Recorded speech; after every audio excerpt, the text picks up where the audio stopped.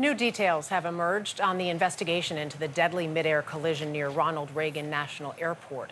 The National Transportation Safety Board released a minute-by-minute report using flight data and the recovered black box recorders.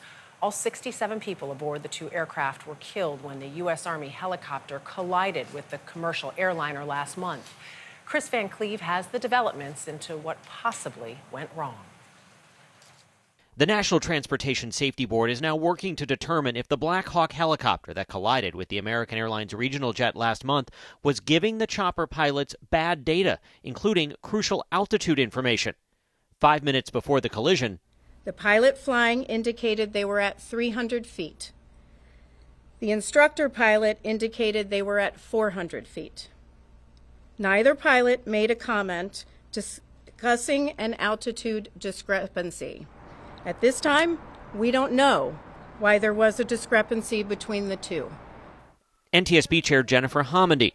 We are looking at the possibility of there may be bad data. We're looking at, were they seeing something different in the cockpit that differs from the FDR data? Investigators also say the helicopter crew may not have heard two key messages from air traffic control. About 3 minutes before disaster, ATC alerted the helicopter the airliner was circling to a different runway. CVR data from the Black Hawk indicated that the portion of the transmission stating the CRJ was circling may not have been received by the Black Hawk crew.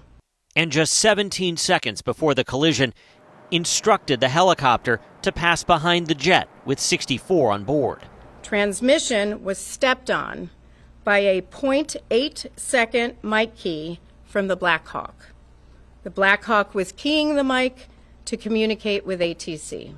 1 second before the crash, the airliner pulled up and started a turn, something investigators say would be consistent with the pilots trying to avoid the fatal collision, one it appears the Black Hawk pilots never saw coming. We do not have any indication that the Black Hawk crew would have seen that. Investigators believe the pilots of the Black Hawk helicopter were wearing night vision goggles. The NTSB will now work to understand how that may have impacted their ability to see the airliner. For CBS Saturday Morning, I'm Chris Van Cleve in Los Angeles.